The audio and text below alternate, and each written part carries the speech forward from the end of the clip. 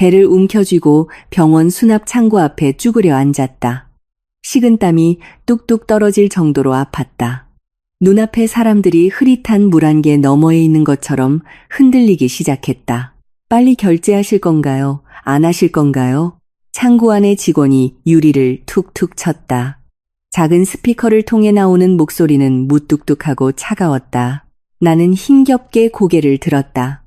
무표정한 중년 여성의 얼굴이 보였다. 그녀는 내 입원 신청서를 창고 가장자리로 밀어내며 손가락으로 톡톡 쳤다. 급성 맹장염. 바로 수술해야 합니다. 보증금 500만 원 먼저 내세요. 500만 원. 그 두 단어가 망치처럼 내 머리를 내리쳤다. 나는 고개를 돌려 1미터쯤 떨어진 곳에 서 있는 수진을 보았다. 그녀는 작년 내 생일에 선물해준 베이지색 니트 카디건을 입고 있었다. 그 순간 그녀는 조용히 서서 두 손을 앞으로 모은 채 바닥을 내려다보고 있었다. 병원의 조명이 그녀의 옆얼굴에 비쳐 깨끗하고 평온해 보였다. 심지어 지나치게 냉담해 보이기까지 했다. 그 평온함이 나를 까닭 없이 불안하게 만들었다. 수진아. 나는 고통을 참으며 떨리는 목소리로 말했다. 내 지갑이랑 핸드폰이 병실에 있어. 네가 먼저 좀 내줄 수 있을까? 수진이 천천히 고개를 들었다. 그 순간 나는 문득 그녀가 낯설게 느껴졌다. 다정하지도 화가 나 있지도 않은 감정이 거의 거세된 듯한 평온함이었다. 나 돈 없어. 그녀는 나지막이 말했지만 또박또박 분명하게 들렸다. 나는 멍해졌다. 복부에 다시 극심한 통증이 몰려왔다. 허리를 숙이자 식은땀이 관자놀이를 따라 흘러내렸다. 방금 뭐라고 했어? 나 돈 없다고. 그녀는 두 걸음 앞으로 걸어와 기둥 옆에 섰다. 여전히 나를 보지 않고 병원 밖의 늙은 느티나무를 바라보고 있었다. 어머니한테 달라고 해. 창고에서 다시 유리를 두드리는 소리가 났다. 뒤에 다른 분도 기다리시잖아요. 빨리요. 옆에서 휠체어를 밀던 할머니가 나를 쳐다보며 한숨을 쉬었다. 아이고, 젊은이가 저렇게 아파하는데 빨리 수술해야지. 일어서려고 했지만 배가 쥐어짜듯 아파서 온몸을 지탱할 수가 없었다. 수진아, 이럴 때 장난치지 마. 장난 아니야. 수진이 마침내 몸을 돌려 나를 바라봤다. 그녀의 얼굴에는 어떤 감정도 없었다. 잔인할 정도로 평온했다. 당신 월급 통장 7년 동안 어머님이 관리하셨잖아. 매달 생활비 40만 원 빼고 남는 거 없이. 당신 누나 집 살 때 일 500만 원 빌려줬고 매형 사업한다고 2억만 원 빌려줬잖아. 이제 당신 수술해야 하는데 500만 원. 그녀는 잠시 말을 멈췄지만 목소리는 여전히 흔들림이 없었다. 난 돈 없어. 어머니한테 달라고 해. 나는 입을 벌렸지만 한마디도 할 수 없었다. 고통이 파도처럼 나를 삼켰지만 기억은 바로 그 순간 되살아났다. 7년 전, 결혼한 지 사흘째 되던 날, 어머니는 우리 신혼집 거실에 앉아 우아하게 차를 마시고 계셨다. 지훈아, 엄마랑 얘기 좀 하자. 나는 그때 아직 신혼의 기쁨에 젖어 있었다. 네, 어머니, 말씀하세요. 월급 통장 말이다. 앞으로 엄마한테 맡기렴. 찻잔이 유리 테이블에 놓이며 맑은 소리를 냈다. 너희 젊은 애들은 돈 관리 못해. 엄마가 잘 모아줄게. 나는 무의식적으로 수진을 쳐다봤다. 그녀는 옆에 앉아 물컵을 들고 있었고 속눈썹이 미세하게 떨렸다. 아무 말도 하지 않았다. 어머니, 절 못 믿으시는 거예요? 어머니의 표정이 굳어졌다. 내가 널 이만큼 키웠는데 해가 될 일을 하겠니? 내 아빠 일찍 가시고 나 혼자 너랑 내 누나 힘들게 키웠어. 이제 장가 가더니 엄마 말은 말도 아니구나? 어머니의 눈가가 붉어지자 내 마음은 약해졌다. 어머니, 그런 뜻이 아니에요. 그럼 그렇게 정하자. 봉투가 내 앞으로 밀어졌다. 통장이 안에 넣고 비밀번호 바꾸면 나한테 알려줘. 앞으로 매달 생활비 40만 원이면 충분할 거야. 나는 망설였다. 수진이 옆에서 살짝 고개를 저었다. 그 눈빛은 그러지 말라는 신호였다. 하지만 나는 듣지 않았다. 나는 통장을 봉투에 넣었다. 저기요, 결제 안 하세요? 현실의 목소리가 나를 다시 끌어당겼다. 나는 아파서 거의 서 있을 수가 없었다. 목소리가 떨렸다. 할게요, 할게요. 나는 고개를 돌려 수진을 바라봤다. 수진아, 먼저 좀 내줘. 퇴원하면 바로 갚을게. 응? 수진은 나를 보며 오랫동안 침묵했다. 그러고는 나지막이 한숨을 쉬었다. 그 한숨은 아주 얕았지만 여러 해 묵은 무게가 실린 듯했다. 박지훈 씨. 그녀가 입을 열었다. 말투는 아주 느렸다. 7년이에요. 어머님이 당신 월급 통장 가져가실 때 나도 말했어요. 당신 누나가 돈 빌릴 때도 말했고 매형이 사업 자금 필요하다고 할 때도 말했어요. 그녀는 한 걸음 나에게 다가와 바로 앞에 섰다. 난 전부 말했어요. 하지만 당신은 듣지 않았죠. 그녀는 나를 보았다. 그 눈빛은 나를 오싹하게 할 만큼 평온했다. 내가 의견이 없어서가 아니에요. 당신이 듣지 않을 사람이니까. 공기가 짓눌린 듯 무거웠다. 그녀는 캔버스 가방에서 지갑을 꺼내더니 은행 카드 한 장을 뽑아 나에게 건넸다. 여기 200만 원 있어요. 내가 모은 돈이에요. 비밀번호는 당신 생일. 나는 멍하니 서 있었다. 200만 원으로는 부족한데. 부족한 거 알아요. 그녀가 내 말을 끊었다. 일단 200만 원 내고 나머지는 어머니한테 달라고 해요. 그녀는 한 걸음 물러나 벽에 기댄 채 더는 나를 보지 않았다. 나는 그 카드를 쥔 채 손끝이 얼음장처럼 차가워지는 것을 느꼈다. 창구에 재촉하는 목소리가 다시 들렸다. 나는 기계적으로 카드를 내밀고 서명하고 영수증을 받았다. 온몸의 기운이 빠져나가는 것 같았다. 고개를 돌렸을 때 그녀는 이미 내 핸드폰을 눈앞에 내밀고 있었다. 전화해요. 스피커폰으로. 나는 그녀를 바라봤다. 갑자기 눈앞에 이 사람이 너무나 낯설게 느껴졌다. 결혼 7년 동안 그녀는 늘 온화했다. 조용하고 부드럽게 말했고 어머니가 무슨 말을 하든 고개를 끄덕였다. 누나가 뭘 원하든 다 들어주었다. 나는 그녀가 성격이 좋은 줄로만 알았다. 이제야 깨달았다.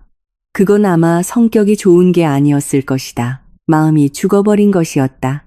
나는 핸드폰을 받아 들었다. 주소록에서 한참을 스크롤해 엄마라는 이름을 찾아 눌렀다.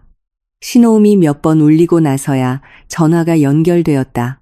여보세요? 지훈이니? 어머니의 목소리가 수화기 너머에서 들려왔다.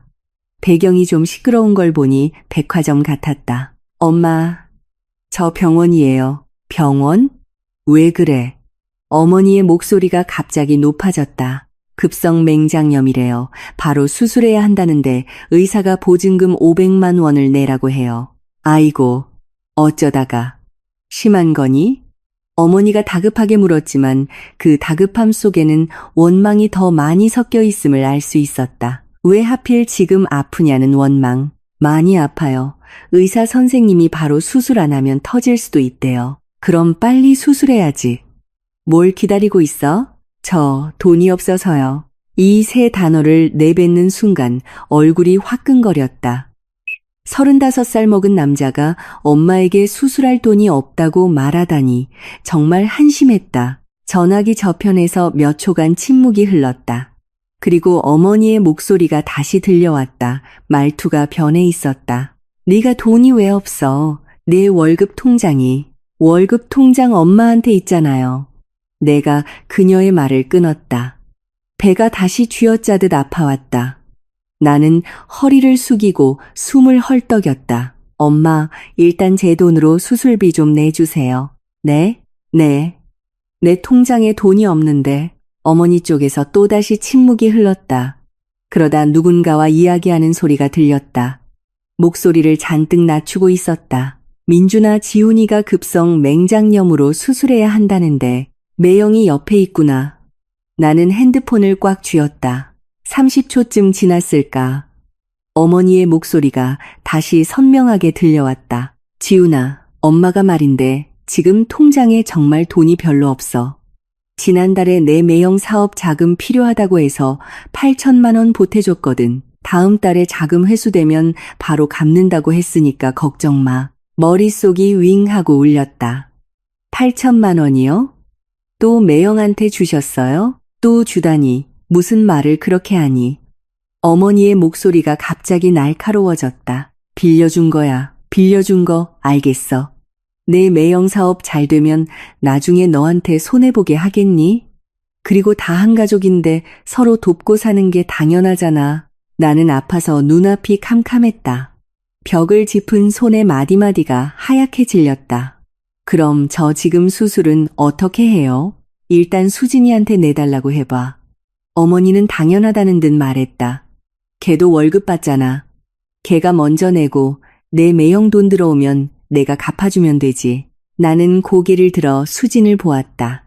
그녀는 바로 그곳에 서서 조용히 나를 바라보고 있었다. 얼굴에는 별다른 표정이 없었지만 눈빛에는 뭐라 설명할 수 없는 감정이 담겨 있었다. 마치 이렇게 될 줄 이미 알고 있었다는 듯, 혹은 마침내 이 순간을 기다려왔다는 듯한 해방감 같은 것이었다. 수진이도 돈 없어요. 나는 잠긴 목소리로 말했다. 방금 비상금까지 다 줬어요. 200만 원. 아직 300만 원이 부족해요. 엄마, 어떻게든 좀 마련해 주세요. 저 더는 못 기다려요. 내가 무슨 수가 있겠니? 어머니의 목소리가 갑자기 높아지며 울먹임이 섞였다. 나 늙은 할머니가 연금 받는 거 그거 조금인데 나더러 어쩌라는 거야. 내 누나네도 힘들어. 지난달에 둘째 낳아서 돈 들어갈 때가 얼마나 많은데. 병원에 말 좀 잘해봐. 수술 먼저 하고 돈은 나중에 낸다고. 어머니가 그 말을 할 때 전화기 너머에서 매형 최민준의 목소리가 들려왔다. 어머니, 저 김 사장님이랑 삼시의 계약건으로 만나기로 해서 가봐야 해요. 그래. 조심히 다녀오렴. 어머니가 대답하고는 다시 전화기에 대고 말했다. 지훈아, 엄마가 지금 정말 일이 있어서 일단 네가 알아서 좀 해봐. 동료나 친구들한테 빌려보든가 엄마 바쁜 거 끝나면 바로 가볼게. 전화가 끊겼다. 뚜뚜뚜 하는 단조로운 신호음이 복도에 울려 퍼졌다. 나는 핸드폰을 든 채 그 자세로 한참을 움직이지 않았다. 배는 이제 그냥 아픈 게 아니었다. 무언가가 속을 휘젓는 것 같았다. 식은땀이 옆머리를 타고 흘러내려 핸드폰 액정에 떨어졌다. 수진이 다가와 내 손에서 핸드폰을 가져갔다. 그녀는 소매로 액정을 닦아낸 뒤 나를 보았다. 들었죠? 나는 고개를 끄덕였다. 아무 말도 할 수 없었다. 어머님은 저더러 먼저 내라고 하시네요. 그리고 당신 동료나 친구들한테 빌려보라고도 하셨고요. 수지는 핸드폰을 가방에 넣었다. 그 동작은 느리고 차분했다. 박지훈 씨, 결혼 7년 동안 난 당신이랑 한 번도 싸운 적 없어요. 어머님이 뭐라고 하시든 다 들었고 당신이 누나한테 돈을 줘야 한다고 하면 그러라고 했고 매형 사업 자금을 대줘야 한다고 하면 알겠다고 했어요.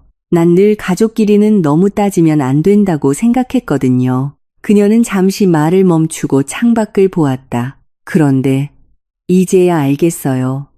따지지 않는다고 해서 가족으로 봐주는 게 아니라는 걸. 그 사람들 눈에 난 그냥 남이었던 거예요. 당신 돈은 어머님 돈이고 어머님 돈은 당신 누나와 매형 돈이죠. 그럼 나는요? 그녀는 고개를 돌려 나를 보았다.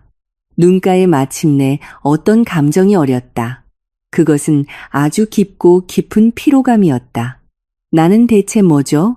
나는 입을 벌려 무슨 말이라도 하려 했지만 갑자기 배에 극심한 통증이 몰려왔다.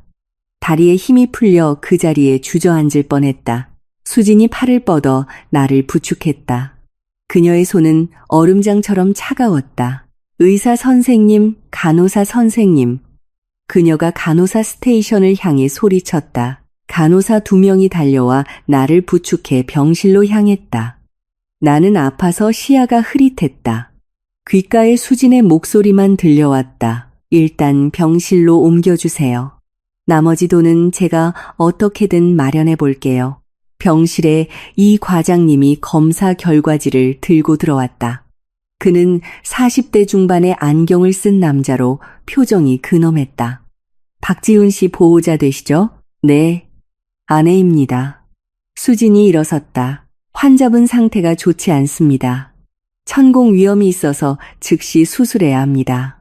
이 과장님이 안경을 고쳤었다. 보증금은 얼마나 부족하죠? 300만 원입니다. 수진이 말했다. 이 과장님은 미간을 찌푸렸다. 이렇게 하죠. 일단 수술 준비는 하겠습니다. 보호자분께서는 서둘러 돈을 마련해 주세요. 늦어도 오늘 퇴근 시간 전까지는 완납하셔야 합니다. 안 그러면 약제과에서 수술 후 약을 내주지 않을 겁니다. 그는 말을 마치고 나갔다. 하얀 가운 자락이 허공에서 호를 그렸다. 나는 침대에 누워 천장을 바라보았다. 하얀 천장, 하얀 등, 하얀 벽. 온 세상이 새하얗다. 수지는 침대 옆 의자에 앉아 핸드폰을 꺼내 전화를 걸기 시작했다. 첫 번째 전화는 그녀의 어머니에게였다. 엄마, 지훈 씨가 입원했어. 급성 맹장염이라 수술해야 하는데 돈이 좀 부족해서 혹시 빌려줄 수 있어? 그녀의 말이 채 끝나기도 전에 멈췄다. 전화기 너머에서 큰 소리가 들려왔다. 구체적으로 무슨 말인지는 들리지 않았지만 불평하는 내용이라는 것은 알 수 있었다. 왜 그렇게 속을 썩이냐? 왜 또 돈 문제로 연락했냐는 식의 불평. 수지는 핸드폰을 쥔 채 손가락 관절이 하얗게 질렸다. 알았어, 엄마. 그녀는 전화를 끊고 고개를 숙인 채 앉아 있었다. 머리카락이 흘러내려 얼굴을 가렸다. 나는 그녀의 표정을 볼 수 없었다. 1분쯤 지났을까 그녀는 다시 전화를 걸기 시작했다. 이번에는 그녀의 가장 친한 친구에게였다. 알아야, 나 급한 일이 좀 생겼는데 돈 좀 빌릴 수 있을까? 많이는 아니고 300만 원이면 돼. 다음 달에 바로 갚을게. 전화기 저편에서 무언가 말하자 수진의 얼굴색이 점점 변해갔다. 기대감에서 어색함으로 그리고 마침내 완전히 어두워졌다. 아, 그렇구나. 아니야. 너도 힘들 텐데.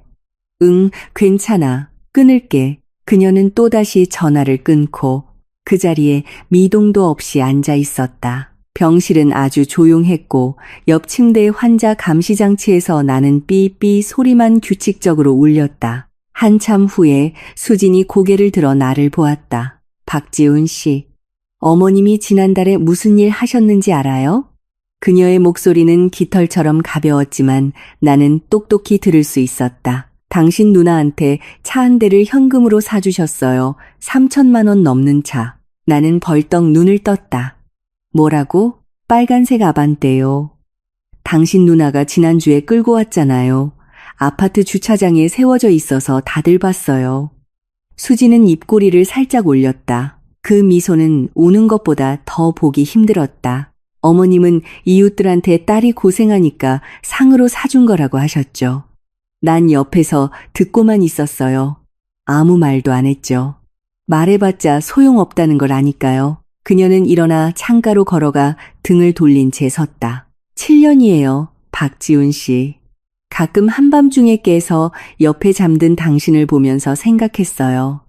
내가 결혼한 상대가 당신한 사람인지 아니면 당신네 가족 전체인지. 내 남편의 월급 통장은 시어머니 손에 있고 우리 생활비는 시어머니가 베푸는 자선 같아요. 당신 누나가 집을 사면 우리가 돈을 빌려줘야 하고 당신 매형이 사업을 하면 우리가 돈을 빌려줘야 하죠. 이제 당신이 아파서 수술을 해야 하는데 500만 원이 필요해요. 그녀는 몸을 돌렸다. 눈가에 마침내 물기가 어렸지만 금세 다시 참아냈다. 어머님은 당신 동료나 친구한테 빌리라고 하셨죠. 수진이 너 돈 없니? 네가 먼저 내. 그 말들을 하실 때 어머님 말투는 참 평온했어요. 하지만 한 글자 한 글자가 칼날 같아서 내 심장을 하나하나 찔렀어요. 내 월급은 한 달에 280만 원이에요.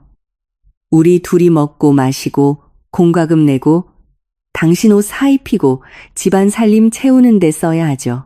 어머님이 주시는 40만 원으로는 당신 담뱃값도 안 돼요. 나 5년 동안 새 코트 한 번 못 사 입었어요. 내가 쓰는 화장품은 마트에서 3만 원짜리예요. 친구들이 쇼핑 가자고 해도 못 갔어요. 내가 감당할 수 없으니까. 이런 얘기 내가 당신한테 한 적 있나요? 그녀는 침대 앞으로 다가와 허리를 숙여 나를 내려다보았다. 거리가 너무 가까워서 그녀 눈에 붉은 핏줄까지 보였다. 한 번도 안 했어요. 가족끼리는 따지면 안 된다고 생각했으니까. 그런데 박지훈 씨, 따지고 드는 건 나 하나뿐이었나 봐요. 당신네 가족, 그 누구도 나랑은 따지지 않았네요. 그녀는 몸을 일으켜 가방에서 티슈를 꺼내 눈가를 닦았다. 그리고 심호흡을 한 번 하더니 다시 그 평온한 모습으로 돌아왔다. 방금 우리 엄마한테 전화하는 거 들었죠? 우리 엄마는 출가회인이라고 무슨 일 있으면 시댁에 기대라고 하셨어요. 친구한테 전화했더니 얼마 전에 집 사서 돈이 없대요. 박지훈 씨, 나 이제 정말 방법이 없어요. 그 말을 마치고 그녀는 가방에서 또 다른 은행 카드를 꺼냈다. 이게 내 마지막 남은 돈이에요. 안에 50만 원 들어있어요. 비상금으로 남겨뒀던 거. 아까 200만 원이랑 합쳐서 총 250만 원. 아직 50만 원이 부족하네요. 그녀는 카드를 침대 옆 협탁에 올려놓았다. 플라스틱 카드가 유리 상판에 부딪히며 맑은 소리를 냈다. 나머지 50만 원은 당신이 알아서 하세요. 어머니한테 구하든 누나한테 구하든 매형한테 구하든 누구한테든요. 난 의사 선생님이랑 수술 얘기 좀 하고 올게요. 그녀는 몸을 돌려 나가려 했다. 나는 손을 뻗어 그녀의 손목을 잡았다. 그녀의 손은 얼음장처럼 차가워서 나는 소스라치게 놀랐다. 수진아, 미안해. 지금 그런 말할 때 아니에요. 수진은 돌아보지 않았다. 목소리가 약간 잠겨 있었다. 수술부터 해요. 다른 얘기는 당신 몸 괜찮아지면 그때 해요. 그녀는 내 손을 부드럽게 뿌리치고 병실을 나갔다. 나는 문 밖으로 사라지는 그녀의 뒷모습을 보며 가슴 한구석이 텅 비어버린 듯한 느낌을 받았다. 7년. 나는 정말 그녀가 이렇게까지 서러웠을 거라고는 상상도 못했다. 나는 그녀가 성격이 좋고 이해심이 많고 다투지 않는 사람이라고 생각했다. 그게 그녀의 성격인 줄 알았다. 이제야 알았다. 그건 성격이 아니었다. 마음이 식어버린 것이었다. 실망이 충분히 쌓인 것이었다. 나와 우리 가족이 그녀를 이렇게 만든 것이었다. 간호사가 들어와 링거를 놓아주었다. 바늘이 혈관을 뚫고 들어올 때 나는 아프지 않았다. 마음이 손보다 훨씬 더 아팠기 때문이다. 나는 천장을 응시했다. 머릿속에는 지난 7년의 장면들이 스쳐 지나갔다. 어머니는 매달 제때 생활비를 가져다 주셨다. 현금 40만 원을 봉투에 담아서 돈을 줄 때마다 그녀는 늘 똑같은 말을 했다. 아껴 쓰렴. 엄마가 잘 모아줄게. 나중에 돈 쓸 일 많을 거다. 수지는 언제나 두 손으로 봉투를 받아들고 나지막이 감사합니다. 어머니라고 말했다. 누나가 집 산다고 돈을 빌리러 왔던 건 결혼 2년 차 때였다. 그녀는 우리 집 소파에 앉아 눈이 퉁퉁 붓도록 울었다. 지훈아, 누나가 정말 방법이 없어서 그래. 계약금 일 500만 원이 부족해. 네가 좀 도와줘. 어머니가 옆에서 거들었다. 그래, 지훈아. 내 누나 딱 하잖아. 내가 좀 도와줘라. 어차피 돈 모아두는 건데 먼저 누나한테 쓰게 해. 나중에 형편 나아지면 갚으라고 하면 되지. 나는 수진을 보았다. 그녀는 부엌에서 과일을 깎고 있었다. 그 말을 듣고 그녀의 손이 잠시 멈췄다가 다시 움직였다. 아무 말도 하지 않았다. 결국 나는 고개를 끄덕였다. 일 500만 원이 내 월급 통장에서 빠져나갔다. 누나는 돈을 받고 기뻐하며 어머니를 껴안았다. 역시 엄마랑 동생밖에 없어.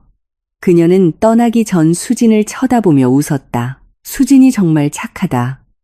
지훈이가 너 같은 아내를 만나서 복 받았네. 수진은 미소만 지을 뿐 아무 말도 하지 않았다. 그날 밤 나는 수진을 끌어안고 말했다. 누나 형편 나아지면 바로 갚을 거야. 그때 되면 너한테 다이아 반지 사줄게. 수진은 내 품에 기대어 나지막이 응 하고 대답했다. 그 일 500만 원은 아직까지 돌려받지 못했다. 매형 최민준이 돈을 빌리러 온 것은 3년 차 때였다.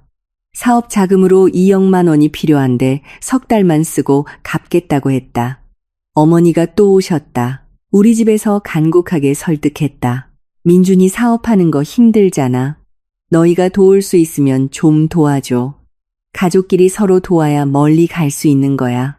나중에 사업 크게 성공하면 너희들 은혜를 잊겠니? 나는 또다시 수진을 보았다. 그녀는 소파 다른 쪽 끝에 앉아 책을 읽고 있었다. 그 말을 듣고 그녀는 고개를 들어 나를 한 번 쳐다봤다. 그 눈빛은 너무나 평온해서 나는 오히려 약간 마음이 찔렸다. 뭘 봐. 어머니가 못마땅해 하셨다. 이 집 가장이 누구야? 사내 자식이 그 정도 일도 결정 못해. 어머니, 그런 뜻이 아니에요. 그럼 그렇게 정하자. 어머니가 못을 박았다. 내일 내가 은행 가서 송금할게. 민준아, 너 차용증 하나 써라. 매형은 정말로 차용증을 썼다. 아주 격식 있게 지장까지 찍어서. 하지만 석 달이 지나도 그는 돈을 갚지 않았다. 반년이 지나도 마찬가지였다. 내가 어머니께 물어보면 사업이 원래 힘든 거야. 좀 더 기다려줘. 너무 닥달하면 정상한다. 라고 하셨다. 그렇게 기다린 것이 4년이다. 4년 동안 매형은 새 차를 뽑았고 누나는 새 명품 가방을 샀다. 어머니는 종종 내게 자랑하셨다. 민준이가 정말 능력 있어. 사업이 점점 더 커지네. 내 누나, 이제 편하게 사는 것 같아서 엄마는 마음이 놓인다. 나는 그 말을 들으며 속이 쓰렸지만 아무 말도 하지 않았다. 수진이 한 번도 그 일들을 언급하지 않았기 때문이다.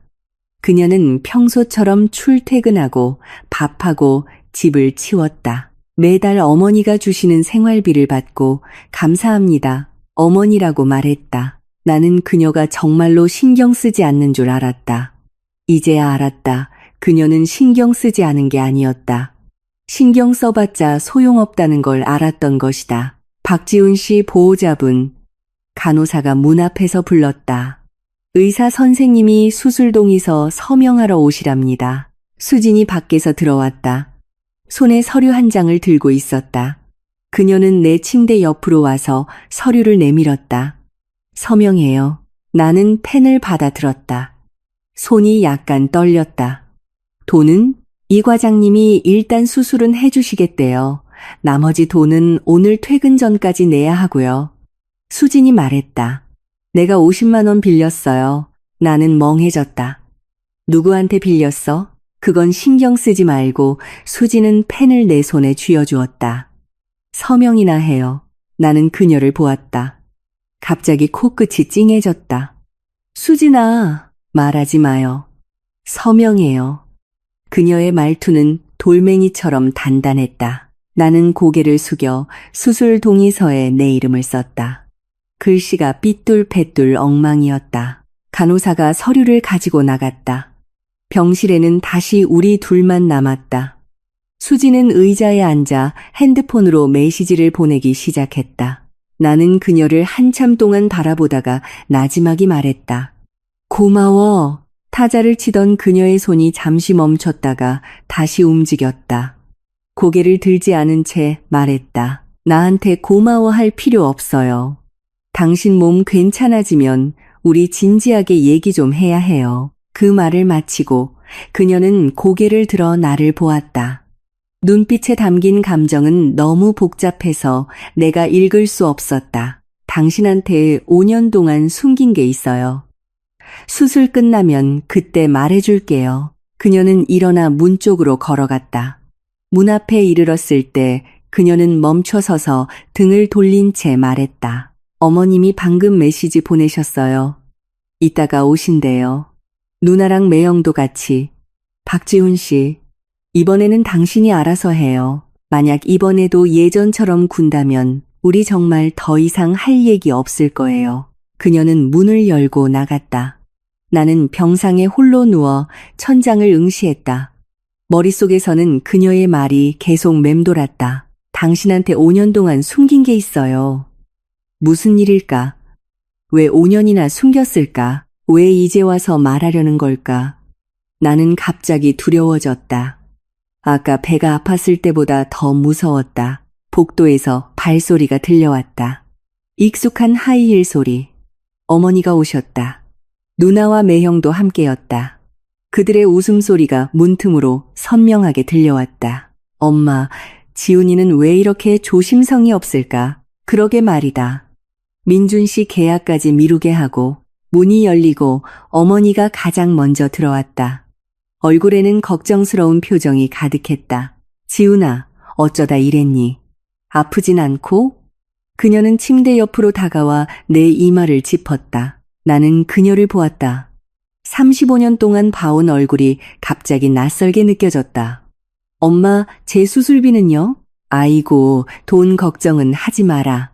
어머니가 내 말을 끊고 누나를 돌아봤다. 지혜야, 내 동생 수술비 얼마나 부족하다고 했지? 누나 박지혜는 문가에 서서 과일 바구니를 들고 있었다. 그 말을 듣고 입을 삐쭉 내밀었다. 엄마, 내가 돈이 어디 있어. 애 분유 값에 기저귀 값만 해도 한 달에 몇백인데 누가 너더러 내라고 했니? 어머니가 누나를 쏘아붙이고는 웃으며 매형 최민준을 바라봤다. 민준아, 지훈이가 이렇게 급하게 돈이 필요한데 자네 쪽에서 어떻게 좀 안 될까? 최민준은 오늘 정장을 차려입고 머리에 기름을 발라 넘겼다. 그는 두 걸음 앞으로 다가와 난처한 표정을 지었다. 어머니, 제가 돕고 싶지 않아서가 아니라 오늘 막 김 사장님이랑 계약을 해서 돈이 전부 묶였습니다. 이렇게 하죠. 다음 달에 자금 회수되면 바로 지훈이한테 갚겠습니다. 괜찮겠죠. 그는 너무나 진심 어린 표정으로 말해서 흠잡을 데가 없었다. 하지만 나는 알고 있었다. 그는 지난달에 8천만 원이 넘는 벤츠를 새로 뽑았다. 어머니도 침묵했다. 그녀는 매형을 보았다가 나를 보았다가 마지막에는 한숨을 쉬었다. 지훈아, 그럼 일단 좀 더 기다려 볼까? 엄마가 어떻게든 알아볼게. 못 기다려요. 나는 처음으로 어머니의 말을 끊었다. 목소리는 크지 않았지만 단호했다. 병실이 순식간에 조용해졌다. 어머니도 누나도 매형도 모두 멍하니 나를 쳐다봤다. 마치 모르는 사람을 보는 것 같았다. 의사 선생님이 바로 수술 안 하면 천공돼서 생명이 위험할 수도 있대요. 나는 어머니를 보며 한 글자 한 글자 힘주어 말했다. 엄마, 제 월급 통장 7년 동안 엄마한테 있었어요. 한 달 월급이 400만 원 정도니까. 7년이면 총 3억이 넘어요.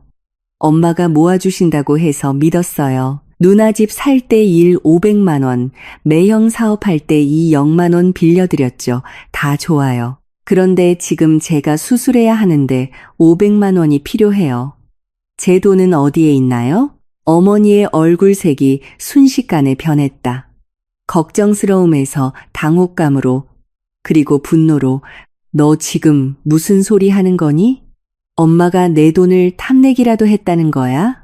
다 널 위해서 그런 거지. 너희 젊은 애들이 돈 관리 못하니까 내가 모아준 게 뭐가 잘못됐어. 내 누나랑 매형한테 돈 빌려준 건 급한 불 꺼주려고 그런 거고 가족끼리 서로 돕는 게 당연하잖아. 그녀는 너무나 당당하게 소리쳤고 목소리는 점점 더 커졌다. 누나가 옆에서 거들었다. 맞아, 지훈아. 어떻게 엄마한테 그렇게 말할 수가 있어? 엄마가 널 얼마나 힘들게 키웠는데 고작 500만 원 때문에 엄마랑 그렇게 계산을 해야겠어? 매형도 끼어들었다. 말투에는 책망이 섞여 있었다. 처남, 내가 한마디 하겠는데 정말 철이 없네. 어머님 연세도 있으신데 속상하게 해드리면 안 되지. 나는 그 세 사람을 보며 갑자기 웃음이 터져 나왔다. 7년. 나는 줄곧 이 논리 속에서 살아왔다. 엄마는 나를 위해서, 누나와 매형은 가족이니까 도와야 한다. 내가 철이 없다. 내가 불효자다. 내가 쪼잔하다. 그런데 지금 나는 병상에 누워 목숨을 구할 돈을 기다리고 있는데 그들은 여전히 내게 이런 말을 하고 있었다. 엄마, 나는 심호흡을 했다. 배가 다시 아파왔지만 억지로 참았다. 전액을 달라는 게 아니에요. 딱 500만 원. 제 수술비만 주세요. 네. 어머니는 나를 한참 동안 쳐다보더니 몸을 돌려 가방에서 지갑을 꺼냈다. 나는 그녀가 지갑을 여는 것을 보며 그 안에서 카드를 꺼내는 것을 보며 마음속에 작은 희망이 솟아올랐다. 하지만 다음 순간 그녀가 말했다. 이 카드에 100만 원 있어. 내 연금 모은 거야. 일단 이걸로 써. 엄마, 나는 그녀의 말을 끊었다. 목소리가 떨렸다. 제 월급 통장은요? 제 돈은요? 내 돈은? 어머니의 눈빛이 흔들렸다. 내 돈은 다 정기예금으로 넣어놨어. 지금 해지할 수가 없어. 2달만 기다리면 만기니까. 그때 엄마가 찾아서 줄게. 알겠지? 2달 후 내 수술은 오늘 해야 한다. 그런데 2달을 기다리라고. 나는 갑자기 웃음이 터져 나왔다. 웃느라 배가 아팠고 아파서 몸을 웅크렸다. 이마에는 식은땀이 흥건했다. 엄마, 정말 대단하시네요. 웃다가 눈물까지 나왔다. 정말 대단하세요. 병실 문이 다시 열렸다. 수진이 문가에 서 있었다. 손에는 수납 영수증을 들고 있었다. 그녀는 병실 안의 광경을 보고도 표정이 평온했다. 마치 이미 예상했다는 듯이. 돈은 다 냈어요. 그녀는 영수증을 협탁 위에 올려놓았다. 플라스틱 카드가 탁 소리를 냈다. 수술은 오후 2시로 잡혔어요. 의사 선생님이 보호자 서명하고 사무실로 오시래요. 그녀는 말을 마치고 어머니를 바라봤다. 오셨네요, 어머님. 말투는 공손했지만 거리감이 느껴졌다. 어머니가 입을 열어 무언가 말하려 했지만 수지는 이미 몸을 돌려 나가버렸다. 나는 누나를, 매형을, 그리고 마지막으로 어머니를 보았다. 먼저 돌아가세요. 여긴 수진이가 있으면 돼요. 어머니는 멍하니 서 있었다. 돌아가시라고요. 나는 눈을 감았다. 더는 보고 싶지 않았다. 발소리, 말소리, 문 닫히는 소리, 병실이 마침내 조용해졌다. 나는 눈을 뜨고 천장을 바라보았다. 하얀 천장, 하얀 등, 그리고 수진이 방금 협탁에 놓아둔 수납 영수증. 나는 문득 7년 전 결혼식 날 밤이 떠올랐다. 수진은 붉은색 피로연 드레스를 입고 신혼집 침대에 앉아 있었다. 그녀는 나를 보며 눈을 반짝였다. 지훈 씨, 오늘부터 우리 진짜 가족이네요. 앞으로 무슨 일이든 함께 이겨나가요. 나는 그때 그녀의 손을 잡고 아주 진지하게 말했다. 걱정 마. 내가 꼭 행복하게 해줄게. 당신이 어떤 서러움도 겪지 않게 내가 지켜줄게. 그녀는 아주 예쁘게 웃으며 말했다. 믿어요. 7년이 지났다. 나는 그녀를 행복하게 해주기는커녕 하늘이 무너질 듯한 서러움을 겪게 했다. 그리고 나는 오늘 병상에 누워 수술을 기다리면서 어머니가 내 돈은 2달 후에나 찾을 수 있다고 말하는 것을 들으면서 수진이 평온하게 난 돈 없어. 어머니한테 달라고 해라고 말하는 것을 들으면서 비로소 깨달았다. 내가 정말 개자식이었다는 것을. 복도에서 발소리가 들려왔다. 수진이 돌아왔다. 그녀는 손에 따뜻한 물 한 잔을 들고 와 협탁에 놓았다. 물 좀 마셔요. 좀 있으면 수술이라 금식해야 하니까. 나는 그녀를 한참 동안 바라봤다. 수진아, 미안해. 수진의 동작이 잠시 멈췄다. 그리고 그녀는 몸을 일으켜 나를 보았다. 박지훈 씨, 사과는 소용없어요. 내가 원하는 건 미안해가 아니에요. 내가 원하는 건 태도예요.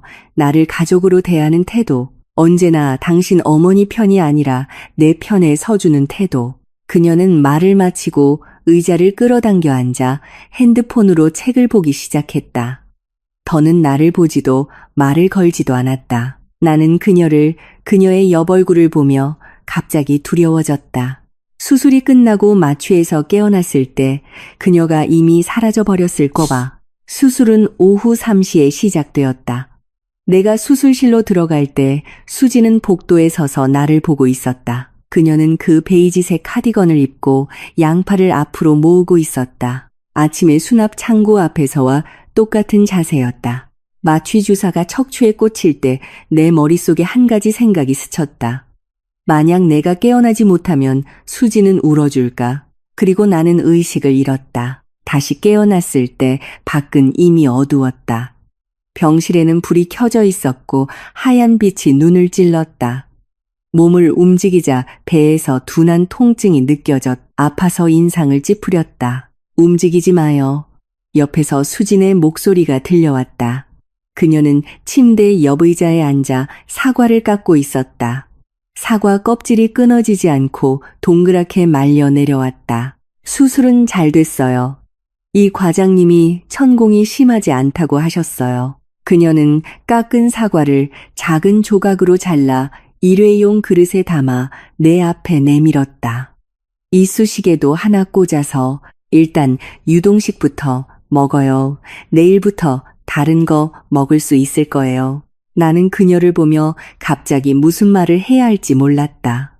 고마워 라는 두 글자는 너무 가볍고 미안해라는 세 글자는 너무 위선적이었다. 결국 나는 겨우 입을 열었다.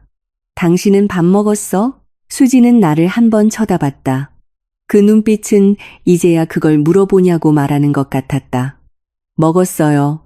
구내식당에서 도시락 사서. 그녀는 일어나 의자를 뒤로 물렸다. 어머님이랑 가족들 오후에 또 왔었어요. 당신이 아직 안 깨어나서 좀 앉아 있다가 가셨어요. 누나는 시간 날 때 다시 와보겠다고 했고 매형은 그 돈 다음 달에 꼭 갚겠다고 했대요. 나는 그 말을 들으며 마음속에 어떤 동요도 없었다. 마치 그 말들을 너무 많이 들어서 무감각해진 것 같았다. 당신은 그 말 믿어? 내가 수진에게 물었다. 수진은 책상 위에 쓰레기를 정리하고 있었다. 그 말을 듣고 손을 멈췄다. 그게 중요한가요? 믿든 안 믿든 돈은 돌아오지 않을 텐데요. 마치 어머님이 당신 돈을 정기예금에 넣어둬서 2달 후에 찾을 수 있다고 한 말처럼. 당신은 믿어요? 그녀는 고개를 돌려 나를 보았다. 그녀의 눈이 조명 아래에서 유난히 반짝였다. 나는 아무 말도 할 수 없었다. 어머니 말이 진짜인지 가짜인지 정말 알 수 없었기 때문이다.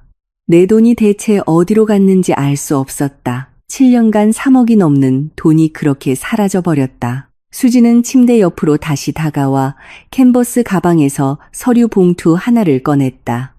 누런색의 낡은 봉투였고 모서리는 달아 하얗게 변해 있었다. 그녀는 서류 봉투를 내 다리 위에 올려놓았다. 이게 뭐야? 열어봐요. 나는 서류 봉투를 열었다. 안에는 두툼한 종이 뭉치가 들어있었다. 맨 위에는 은행 거래 내역서가 있었다. 내 이름, 내 계좌번호, 7년 전부터 시작된 매달의 월급 입금 내역, 그리고 입금된 당일이나 다음 날 바로 이체된 기록들.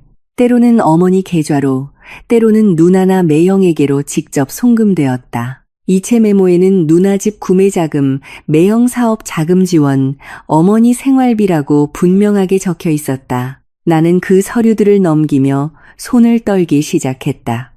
이거 어디서 났어? 복사했어요. 수지는 내 옆 의자에 앉았다. 말투는 마치 오늘 날씨가 좋다고 말하는 것처럼 평온했다. 어머님이 당신 월급 통장 가져가신 다음 달부터 매달 은행에 가서 거래 내역을 뽑았어요.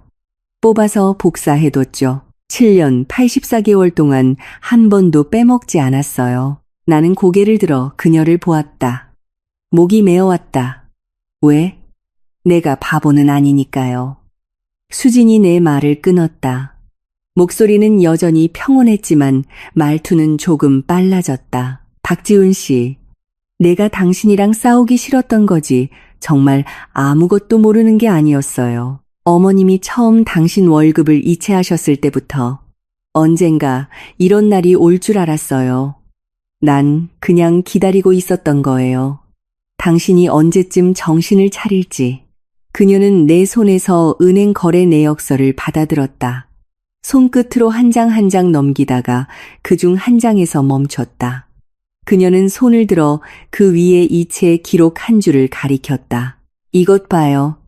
작년 3월 어머님이 매형한테 5천만 원을 보냈어요. 그녀의 목소리는 너무나 평온해서 오히려 비정상적으로 냉정하게 들렸다. 메모에는 투자라고 적혀 있네요. 그녀는 또 뒤로 한 장을 넘겼다. 그리고 이건 재작년 8월 누나한테 3천만 원. 메모는 차량 구매 보조금이네요. 그녀는 잠시 말을 멈추고 내 얼굴을 보았다. 당신 누나 작년에 정말 새 차 샀죠. 매형이 생일 선물로 사준 거라고 했지만 그녀는 계속해서 서류를 넘겼다. 그리고 여기 그 전 해에는 그만해. 나는 눈을 감았다. 가슴이 무언가에 짓눌린 듯 답답했다. 그 숫자들을 더는 볼 수가 없었다. 빽빽하게 적힌 이체 기록들이 바늘처럼 눈을 찔렀다. 7년, 84개월, 3억이 넘는 돈이 그렇게 한 푼 한 푼 소리 없이 다른 사람들의 삶 속으로 흘러들어갔다. 그리고 나는 매달 40만 원의 생활비를 받으며 그게 다 나를 위한 엄마의 사랑이라고 믿어왔다. 아직 안 끝났어요. 수진이 내 말을 끊고 서류 봉투에서 또 다른 종이 뭉치를 꺼냈다. 이번에는 신용카드 명세서였다. 3장의 카드 모두 내 명이었지만 나는 한 번도 본 적 없는 카드들이었다. 어머님이 당신 신분증으로 만든 카드들이에요. 수지는 명세서를 펼쳐 한 장 한 장 내게 보여주었다. 이 카드는 한도 5천만 원인데 4,800만 원을 긁어서 가방을 샀네요. 당신 누나가 메고 다니는 그 루이비통 가방. 이 카드는 한도 8천만 원인데 600만 원은 매형 회사에서 산 컴퓨터고요. 이 카드는 한도 3천만 원인데 이 900만 원은 어머님이 지난달에 등록한 해외여행 패키지예요. 나는 그 숫자들을 멍하니 바라보았다. 머릿속이 하얘졌다. 난 이 카드들 몰라. 당연히 모르겠죠. 그녀는 명세서를 다시 거두었다. 말투에 마침내 억눌렀던 감정이 배어나왔다. 그것은 오랫동안 억압된 분노였다. 이 카드들은 한 번도 당신 손에 들어온 적이 없으니까요. 어머님이 당신 신분증으로 카드를 만들고 혼자서 쓰고 갚고 또 쓰고 또 갚았죠. 그녀는 고개를 들어 나를 보았다. 한 글자 한 글자 힘주어 말했다. 박지훈 씨, 이 새 카드에 지금 빚이 얼마인지 알아요? 그녀는 잠시 말을 멈췄다. 1억 5천만 원. 당신 월급 통장에서 빠져나간 3억이 넘는 돈까지 합치면 총 4억 5천만 원이 넘어요. 이게 당신이 지난 7년간 번 돈이에요. 전부 사라졌어요. 병실은 무섭도록 조용했다. 환자 감시장치의 삐 소리만이 공기를 베는 칼날처럼 울렸다. 나는 천장을 응시했다. 눈이 건조하고 아팠다. 4억 5천만 원. 내가 광고 회사에서 위경련이 올 때까지 밤새워 기획안을 수정하고 토할 때까지 클라이언트와 술을 마셔가며 벌어들인 돈의 대가가 이 숫자들 뿐이라니. 7년. 모든 것이 사라졌다. 왜 진작 말해주지 않았어?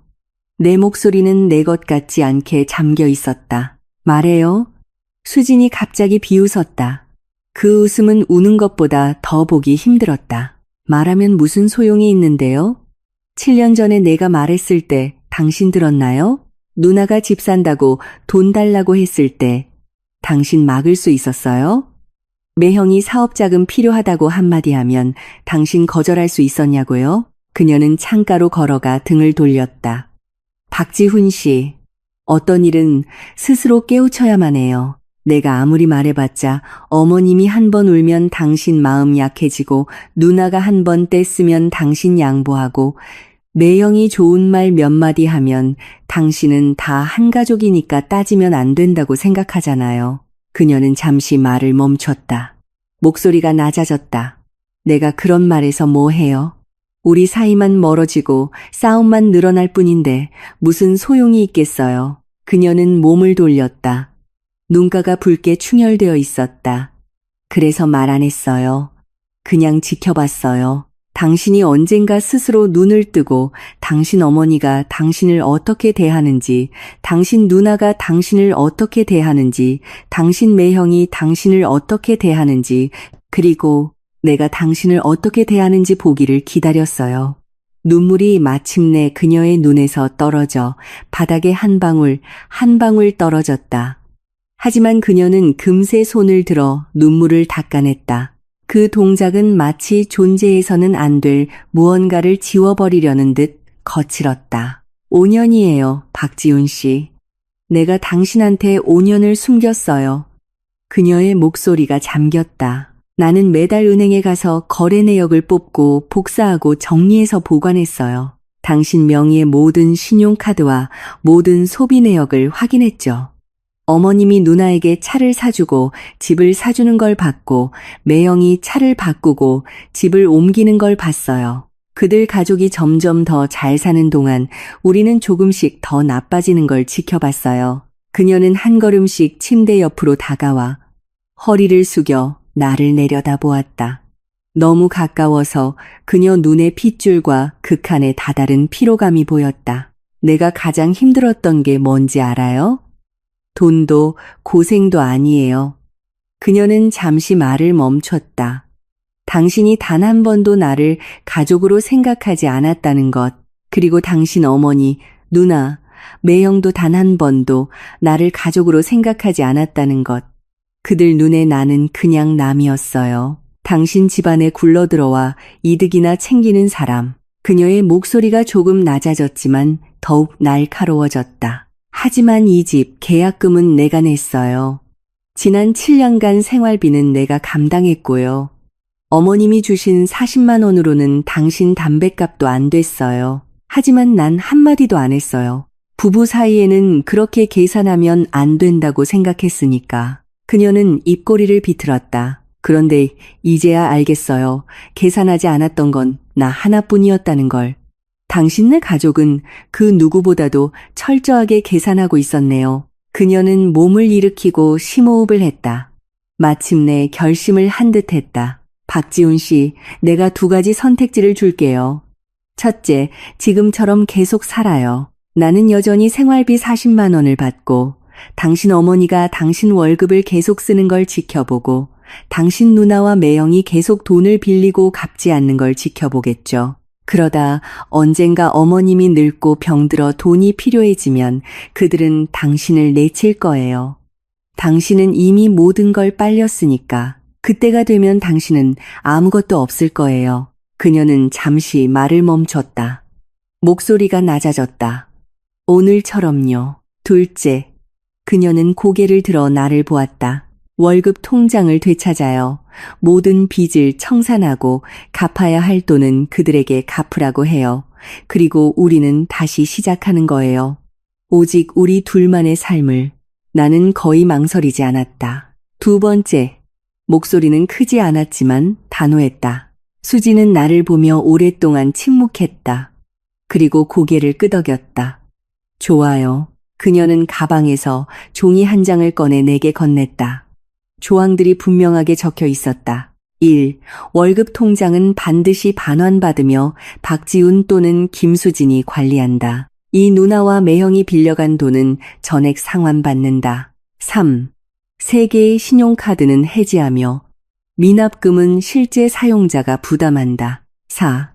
이후 가정경제는 독립하며 어머니와의 금전적 관계를 단절한다. 마지막에는 서명란이 있었다. 나는 펜을 받아들었다. 손이 약간 떨렸다.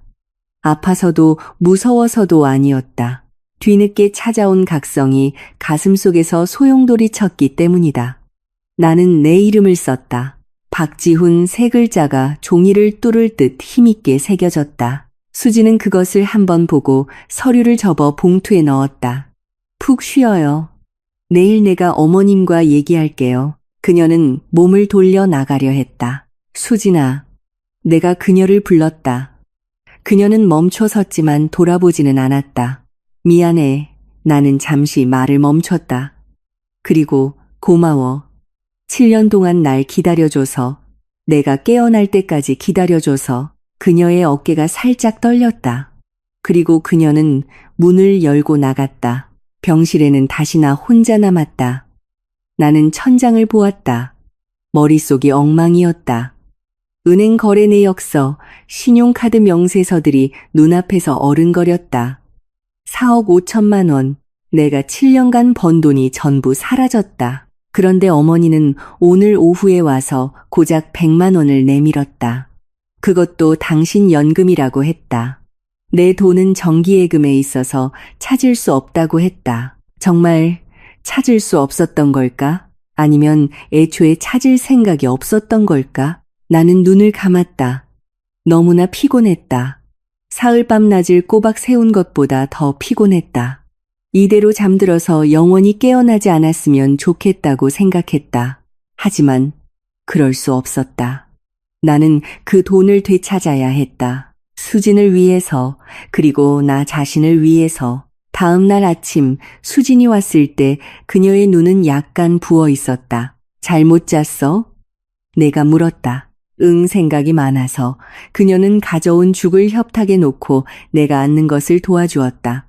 어머님이 이따가 오신대 닭곰탕 끓여서 가져오신다고. 내 손동작이 잠시 멈췄다. 혼자 오신대? 누나랑 매형도 같이. 수지는 죽그릇을 내게 건넸다. 말투는 평온했다. 잘 됐네. 한 번에 다 얘기할 수 있으니까. 나는 그릇에 담긴 흰죽을 보며 갑자기 입맛이 사라졌다. 수진아, 그냥 뭐요? 수진이 나를 보았다. 눈빛이 날카로웠다. 또 물러서려고요? 아니, 나는 고개를 숙여 숟가락으로 죽을 저었다. 그냥 무서워서. 뭐가 무서운데요? 관계가 엉망이 될까봐. 수진이 비웃었다. 그 웃음은 너무나 냉소적이었다. 박지훈 씨, 지금 우리 모습이 충분히 엉망진창이 아니라고 생각해요? 당신은 병상에 누워 수술비가 없어서 쩔쩔매는데, 당신 어머니는 당신 돈을 찾을 수 없다고 하고, 당신 누나는 애 분유값 때문에 돈이 없다고 하고, 당신 매형은 사업 자금이 없다고 하잖아요. 그러면서 당신 어머니는 누나한테 3천만 원짜리 차를 사주는데 이게 엉망이 아니면 뭐예요? 나는 입을 벌렸지만 아무 말도 할 수 없었다. 수진이 한숨을 쉬었다. 말투가 부드러워졌다. 지훈 씨, 어떤 일은 반드시 마주해야 해요. 당신이 피할수록 그들은 더 심해지고 당신이 물러설수록 그들은 더 파고들 거예요. 7년이나 겪었는데 아직도 모르겠어요? 나는 알고 있었다. 단지 인정하고 싶지 않았을 뿐이다. 어머니가 나를 사랑하지 않는다는 것을, 누나와 매형이 나를 이용하고 있다는 것을, 지난 7년간 내가 바보처럼 그들에게 놀아났다는 것을 알겠어. 나는 고개를 들어 수진을 보았다. 이따가 그들이 오면 내가 얘기할게. 아니요, 수진이 고개를 저었다. 당신은 못해요. 어머님이 한 번 울면 당신 마음 약해지고 누나가 한 번 뗐으면 당신 타협할 거잖아요. 내가 할게요. 그녀는 잠시 말을 멈추고 덧붙였다. 당신은 그냥 고개를 끄덕이거나 적기만 해요. 된다, 안 된다, 그것만. 나머지는 나한테 맡겨요. 내가 무언가 더 말하려 할 때 병실 문이 열렸다. 어머니가 보온병을 들고 들어왔다. 누나와 매형이 뒤를 따랐다. 지훈아, 몸은 좀 어떠니?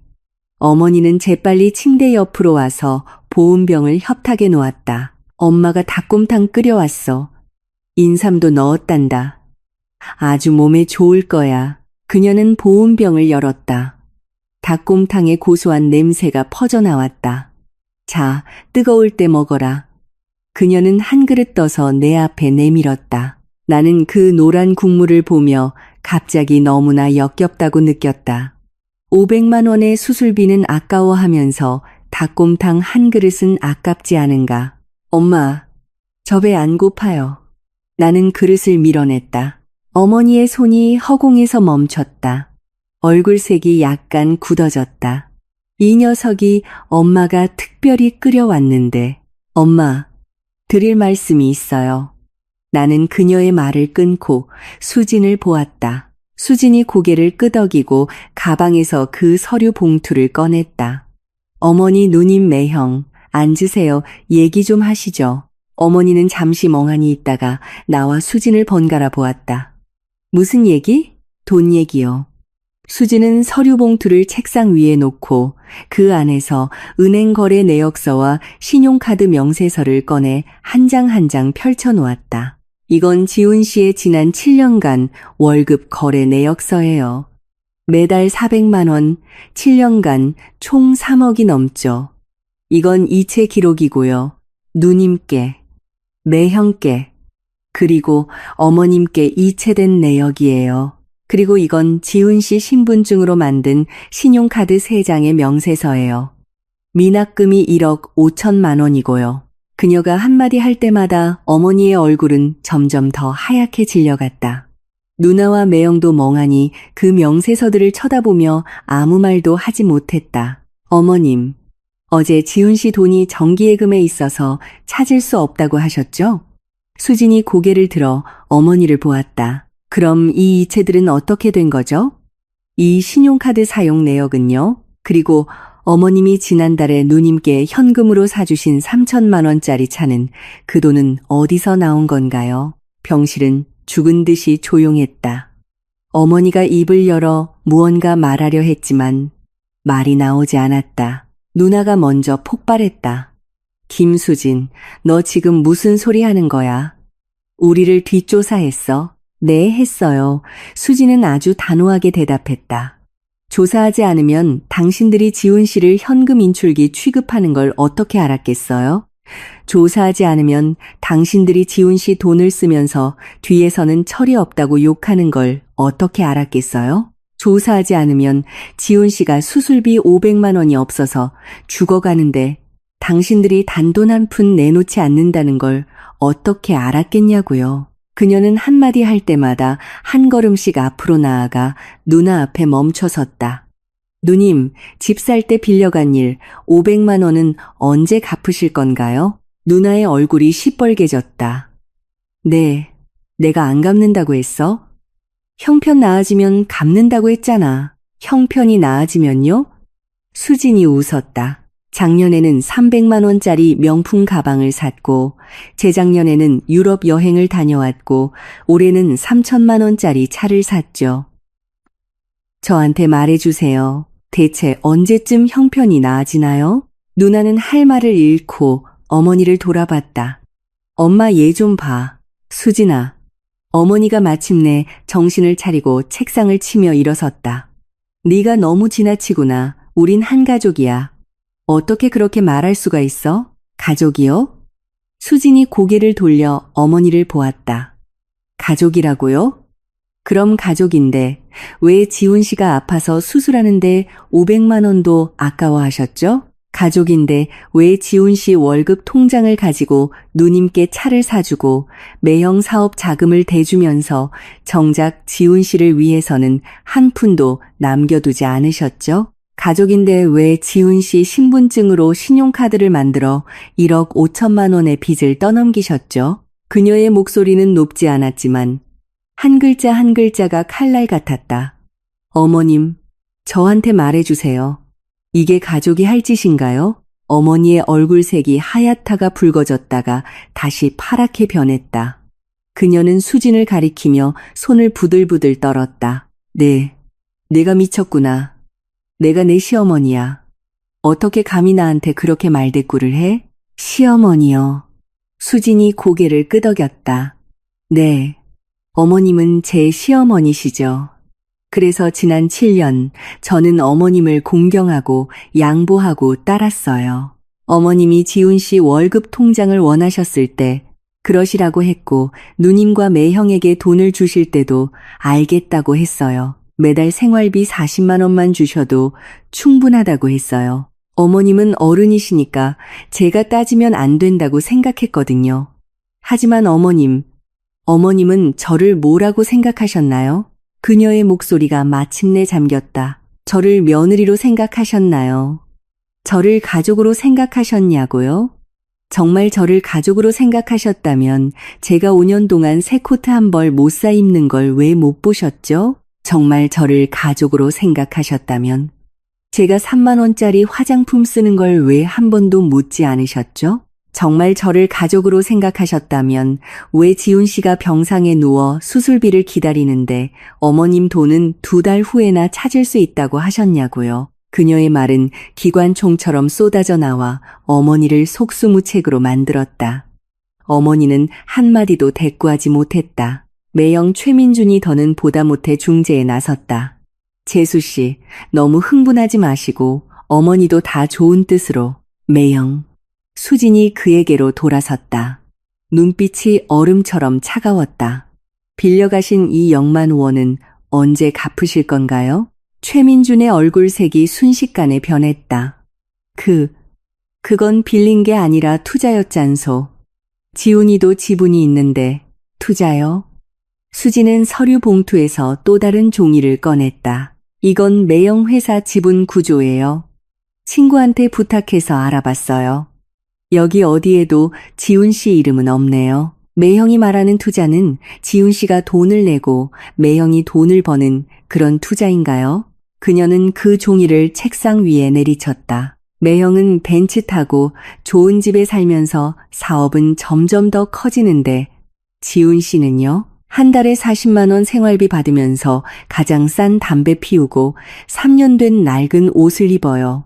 이게 매형이 말하는 투자인가요? 최민주는 대꾸할 말을 찾지 못하고 얼굴이 돼지간처럼 시뻘개졌다. 어머니가 갑자기 의자에 주저앉아 얼굴을 가리고 울기 시작했다. 내가 무슨 죄를 지어서 힘들게 아들 키워놨더니 이제 며느리 얻었다고 어미를 잡아먹으려 드는구나. 내가 살아서 뭐 하겠니? 또 그 수법이었다. 말이 막히면 울고 떼쓰고 자기 신세를 한탄하는 것. 7년 동안 나는 그녀가 저럴 때마다 마음이 약해졌고 타협했고 엄마 울지 마세요. 제가 잘못했어요 라고 말했다. 하지만 오늘 나는 그녀의 모습을 보며 마음속에 어떤 동요도 없었다. 심지어 약간 웃음이 나오기까지 했다. 엄마, 내가 입을 열었다. 목소리는 평온했다. 울지 마세요. 어머니의 울음소리가 잠시 대섰다. 그녀는 손가락 사이로 나를 쳐다봤다. 지훈아, 엄마도 다 널 위해서, 나를 위해서요? 내가 그녀의 말을 끊고 웃었다. 나를 위해서 제 월급 통장을 7년이나 가져가셨어요? 나를 위해서 제 돈을 전부 다른 사람에게 주셨어요? 나를 위해서 제가 병상에 누워 죽어가도록 내버려 두셨어요? 어머니의 울음소리가 완전히 퇴섰다. 그녀는 손을 내리고 눈을 크게 뜬 채 나를 보았다. 마치 모르는 사람을 보는 것 같았다. 지훈아, 네가 어떻게 엄마한테 그런 말을 할 수가 있니? 그럼 제가 어떻게 말해야 하는데요? 나는 그녀의 눈을 보며 한 글자 한 글자 물었다. 엄마가 옳았다고요? 전부 저를 위해서였다고요? 엄마, 저 이제 35이에요. 3살짜리가 아니라고요. 뭐가 저를 위한 거고 뭐가 아닌지 이제는 알아요. 나는 협탁 위에서 내 월급 통장을 집어 그녀 앞에 내밀었다. 이거 제 통장이에요. 돌려주세요. 어머니는 그 통장을 보며 움직이지 않았다. 엄마, 안 주시면 제가 은행 가서 분실 신고하고 재발급 받을 거예요. 그렇게 되면 통장에 남은 돈 제가 한 푼도 남김없이 다 찾아갈 겁니다. 그리고 그 신용카드 3장도 해지할 거고요. 미납금 1억 5천만 원 쓴 사람이 갚아야죠. 나는 이 말을 할 때 손이 떨렸지만 억지로 계속 말했다. 누나가 빌려간 일 500만 원, 매형이 빌려간 이 0만 원, 그리고 그동안 엄마가 이체해 가신 돈들까지 일주일 드릴게요. 그때까지 갚으세요. 만약 안 갚으시면 나는 잠시 말을 멈추고 최민준을 보았다. 매형 사업 잘 되신다면서요? 고객들이 신용을 아주 중요하게 생각하겠네요. 최민준의 얼굴색이 순식간에 변했다. 처남, 무슨 뜻이야? 별 뜻 아니에요. 나는 침대에 기댔다. 수술 부위가 아팠지만 마음은 더 아팠다. 그냥 모두에게 알려주고 싶어서요. 나 박지훈이 바보도 아니고 현금 인출기도 아니고 당신들이 마음대로 휘두를 수 있는 호구도 아니라고요. 병실은 완전한 침묵에 휩싸였다. 어머니도 누나도 매형도 모두 나를 쳐다봤다. 그들의 눈빛은 마치 낯선 사람을 보는 것 같았다. 한참 후에 어머니가 마침내 입을 열었다. 목소리는 거의 들리지 않을 정도로 작았다. 지훈아, 엄마가 잘못했다. 엄마가 이제 내 돈에 손 안 댈게. 통장 돌려줄게. 내 누나랑 매형이 빌려간 돈도 엄마가 갚으라고 할게. 그 신용카드도 엄마가 갚을게. 엄마한테 화내지 마. 응? 그녀는 그렇게 말하며 또 울기 시작했다. 이번에는 가짜 울음이 아니었다. 진짜 눈물이었다. 눈물이 뚝뚝 떨어지는 모습이 무척이나 가여워 보였다. 예전 같았으면 나는 분명 마음이 약해졌을 것이다. 하지만 오늘은 아니었다. 엄마, 일주일이에요. 나는 그녀의 눈을 보며 다시 한번 말했다. 일주일 안에 돈 갚으세요. 그러지 않으면 저도 가만히 있지 않을 겁니다.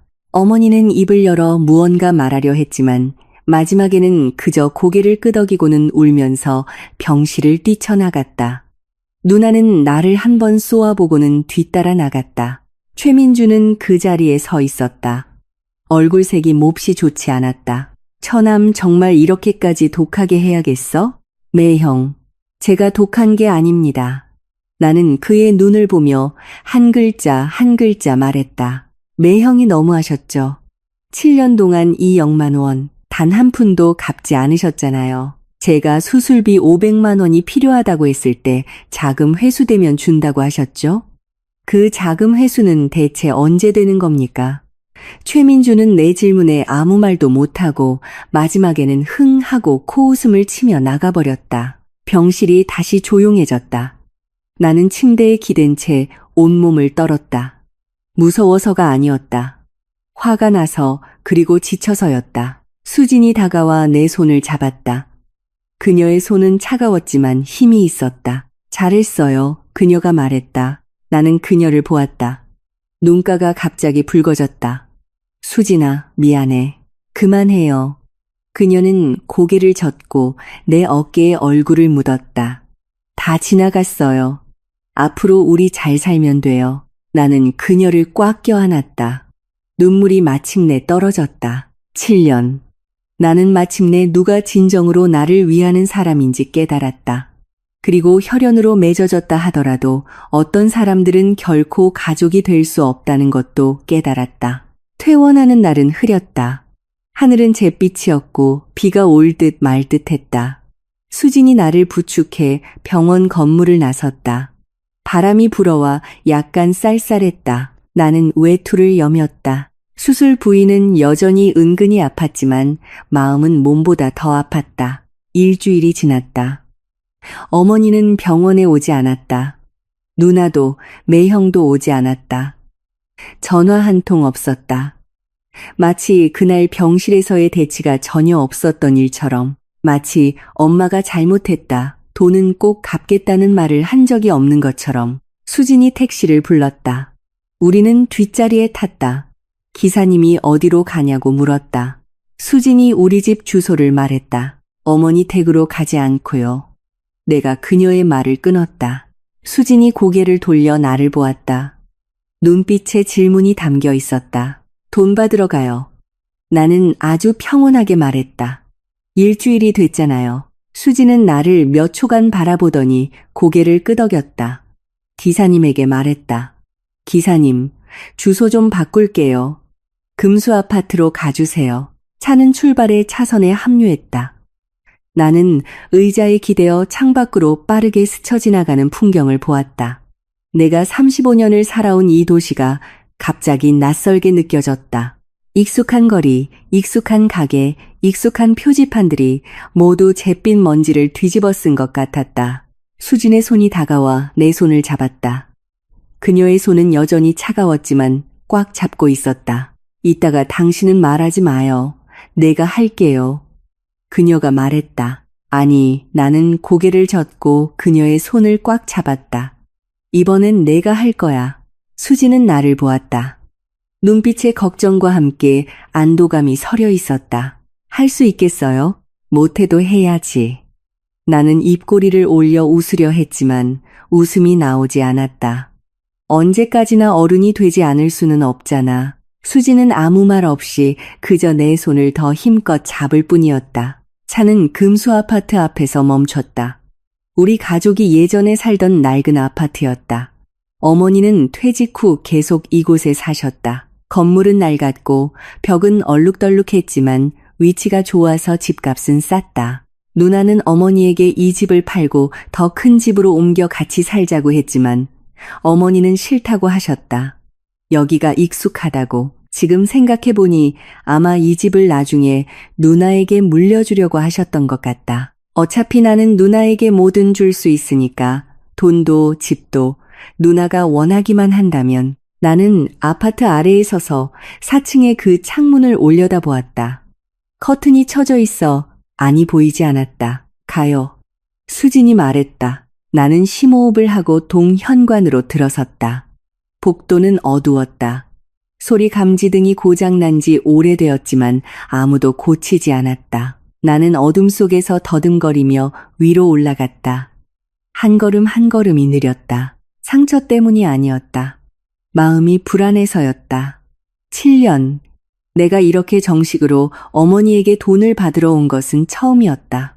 예전에는 항상 어머니가 내게 요구했다. 지훈아, 내 누나 집 사는데 돈이 부족하단다.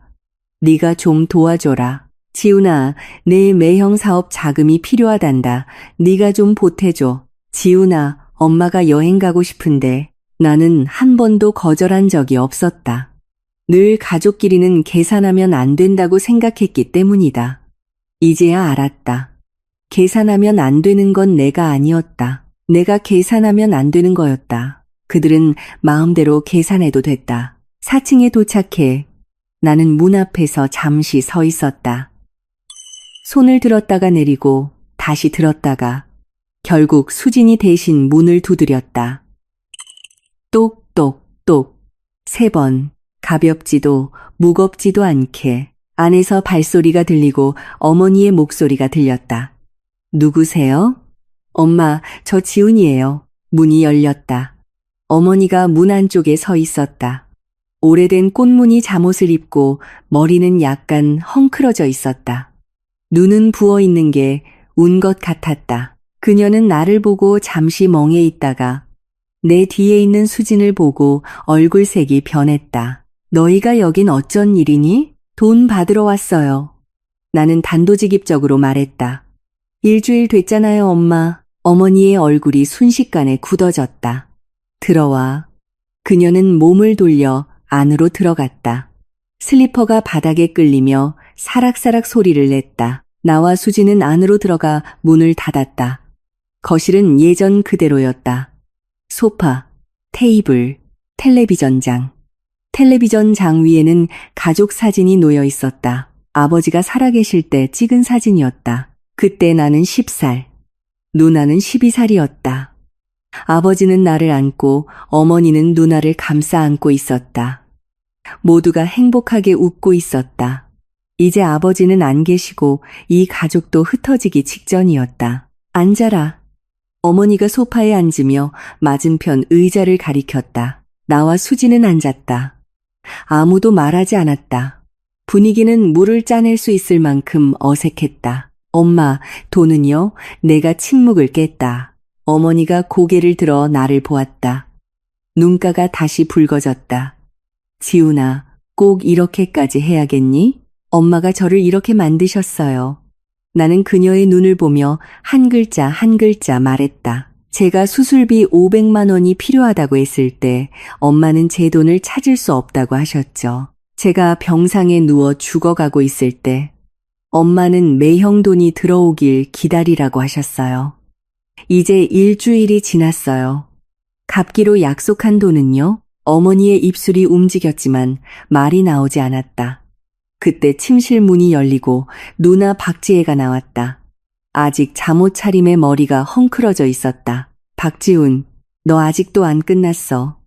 그녀는 어머니 옆에 앉아 어머니의 어깨를 감싸 안았다. 엄마 연세도 있으신데 기어이 속을 뒤집어 놔야 직성이 풀리겠니? 나는 박지혜를 보았다. 갑자기 너무 낯설게 느껴졌다. 이 사람이 내 누나라고? 어릴 때 내가 맞고 오면 내 앞에 서서 나를 지켜주던, 내가 시험을 망치면 부모님께 숨겨주던, 내가 아프면 밤새 잠도 안 자고 나를 간호해주던, 언제부터 이렇게 변한 걸까? 누나, 난 엄마 속상하게 하러 온 거 아니야. 나는 최대한 평온하게 말하려고 노력했다. 내 돈을 찾으러 온 거야. 내 돈? 박지혜가 비웃었다. 무슨 내 돈? 그건 다 엄마가 널 대신해서 보관해 준 거잖아. 엄마가 7년 동안 보관해 줬으면 고생한 값이라도 쳐줘야 하는 거 아니야? 넌 이제 좋다고, 며느리 얻었다고 엄마를 잡아먹으려 드는구나. 박지훈, 너 인간 맞니? 그녀는 말할수록 흥분했고 목소리는 점점 더 커졌다. 어머니는 옆에서 눈물을 닦으며 천하의 억울한 표정을 짓고 있었다. 수진이 갑자기 입을 열었다. 목소리는 크지 않았지만 선명했다. 누님, 어머님이 지훈 씨 돈을 보관해 주셨다고요? 그럼 그 보관한 돈은 어디에 있나요? 박지혜가 잠시 멍해졌다. 뭐? 보관한 돈이 어디 있냐고요? 수지는 가방에서 그 서류 봉투를 꺼내 테이블 위에 놓았다. 지난 7년간의 은행 거래 내역이에요. 총 3억이 넘는 돈이 빠져나갔죠. 그중 누님께 500만 원, 매형께 2억만 원, 그리고 나머지는 어머님 통장으로 이체됐어요. 그녀는 고개를 들어 박지혜를 보았다. 누님, 어머님이 돈을 보관해 주셨다고 했죠. 그럼 지금 어머님이 보관하고 있던 돈을 지훈 씨에게 돌려주는 게 문제 있나요? 박지혜는 질문에 말문이 막혀 얼굴이 시뻘개졌다. 너, 내가 뭔데? 이건 우리 집안일이야. 내가 끼어들 자리가 아니라고. 저는 박지훈 씨의 아내예요. 수진이 그녀를 보았다. 눈빛이 차가웠다. 법적으로 제가 가장 가까운 사람이에요. 그의 일은 곧 제 일이고 당신들이 가져간 그의 돈은 곧 제 돈이에요. 제가 왜 물으면 안 되죠? 박지혜가 벌떡 일어나 수진의 코앞에 손가락질했다. 김수진, 내가 경고하는데 너무 나대지 마. 이 집은 아직 네가 좌지우지할 곳이 아니라고. 제가 나댄다고요? 수진도 일어나 박지혜와 마주 섰다. 제가 나대는 건가요? 아니면 당신들이 나대는 건가요? 동생 월급 통장을 7년이나 가져가서 매달 생활비 40만 원만 던져주고 동생이 아파서 수술하는데 단돈 한 푼 내놓지 않으면서 뒤에서는 철이 없다고 욕하고 그러면서 3천만 원짜리 차를 사고 몇백만 원짜리 여행을 다니죠. 박지혜 씨, 양심에 손을 얹고 말해봐요. 누가 나대는 건지. 박지혜는 할 말을 잃고 어머니를 돌아봤다. 엄마, 얘 좀 봐. 어머니는 여전히 눈물만 훔치고 있었다. 목소리가 잠겨 있었다. 싸우지 마라. 다들 그만해. 엄마가 잘못했다. 엄마가 돈 돌려주면 될 거 아니니. 그녀는 그렇게 말하며 일어나 침실로 들어갔다. 잠시 후 통장 하나를 들고 나왔다. 그녀는 통장을 테이블 위에 놓고 내 앞으로 밀었다. 이 안에 3천만 원 있다. 엄마가 그동안 넣어주려고 모은 돈이야. 나머지는 엄마가 천천히 갚으면 안 되겠니? 나는 그 통장을 보며 움직이지 않았다. 엄마, 제가 원하는 건 3천만 원이 아니에요. 총 4억 5천만 원이에요. 어머니의 얼굴색이 순식간에 변했다. 지훈아, 너 기어이 엄마를 죽이려는 거니? 엄마 손에 있는 돈은 이게 전부야. 내 누나랑 매형네도 형편이 어려워. 그들이 어렵다고요? 나는 비웃었다. 누나는 3천만 원짜리 차를 타고 300만 원짜리 가방을 메고 다니는데 어려워요? 매형은 8천만 원짜리 벤츠 타고 좋은 집에 사는데 어려워요? 엄마, 그럼 저한테 말해주세요. 대체 어떤 게 어렵지 않은 건가요? 어머니는 입을 열었지만 아무 말도 하지 못했다. 박지혜가 다시 발끈했다. 박지훈, 너 무슨 뜻이야? 내 누나가 잘 사는 게 배 아프니? 내가 말하는데 그 차는 민준 씨가 나한테 생일 선물로 사준 거야. 엄마랑은 상관없어. 그래요? 수진이 서류 봉투에서 또 다른 종이를 꺼냈다. 이건 차량 구매 영수증 사본이에요. 결제자는 어머님 성함으로 되어 있네요. 구매일은 지난달 15일이고 결제 방식은 현금 일시불 이 380만 원이네요. 그녀는 그 종이를 테이블 위에 놓았다. 통장 위에 정확히 겹쳐졌다. 누님, 한번 보시겠어요? 박지혜의 얼굴이 하얗게 질렸다. 그녀는 그 영수증을 뚫어져라 쳐다봤다. 눈이 튀어나올 것 같았다. 너 그걸 어디서 구했어? 그건 신경 쓰지 마세요. 수지는 손을 거두고 다시 앉았다. 어머님, 돈 없으시다면서요? 그럼 이 380만 원은 어디서 나온 건가요? 어머니의 얼굴이 하얗다가 파랗게 다시 하얗게 변했다. 그녀는 그 영수증을 보며 손을 떨기 시작했다. 엄마, 그만하세요. 나는 그녀의 말을 끊고 통장을 집어들었다. 펼쳐보니 정말 3천만 원이 들어있었다. 정기예금이었고 다음 달 만기였다. 이 3천만 원은 제가 가져가겠습니다. 나머지 4억 2천만 원, 그리고 신용카드 빚 1억 5천만 원, 총 5억 7천만 원은 어머님, 누나, 매형 세 분이서 나눠서 갚으세요. 일주일 안에. 나는 그렇게 말하며 박지혜를 보았다.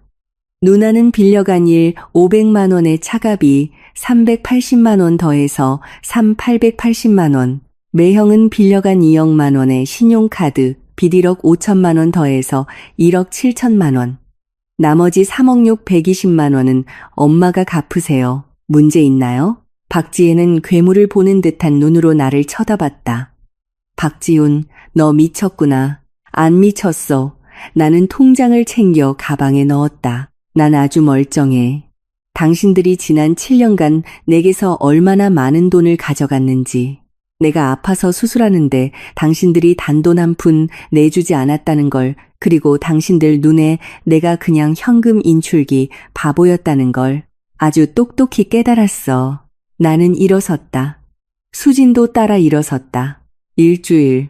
그때까지 돈이 입금되지 않으면 나는 잠시 말을 멈추고 박지혜를 보았다. 누나 어디서 일하는지 알지?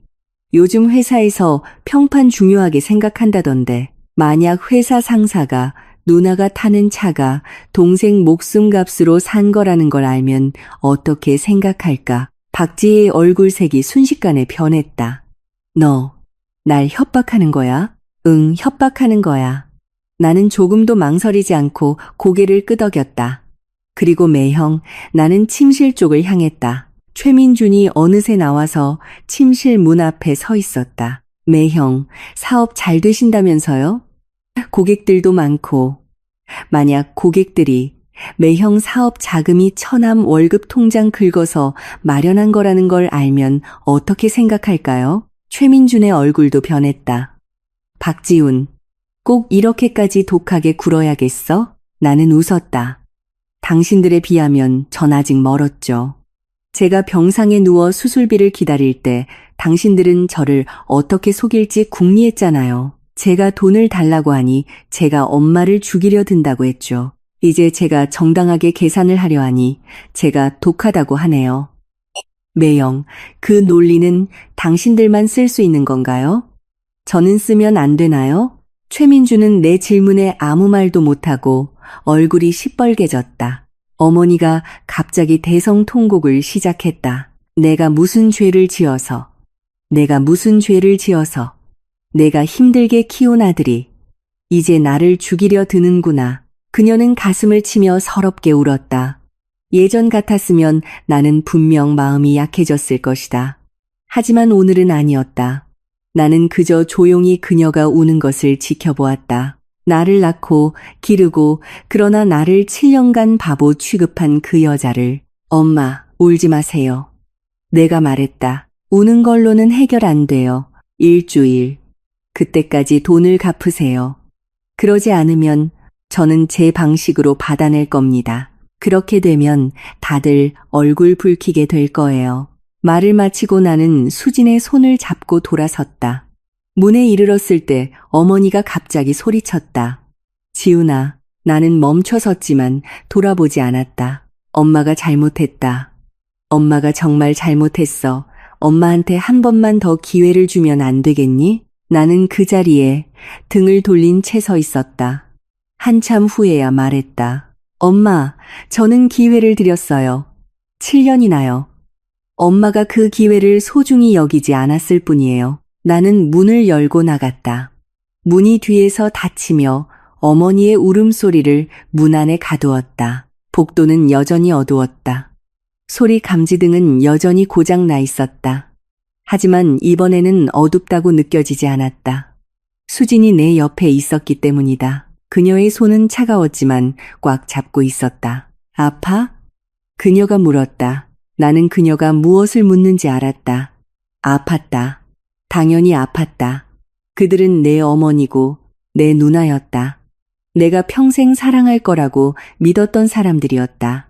그런데 이제 나는 그들과 계산을 하고 관계를 끊어내야 했다. 어떻게 아프지 않을 수 있겠는가? 하지만 나는 고개를 저었다. 안 아파. 내가 말했다.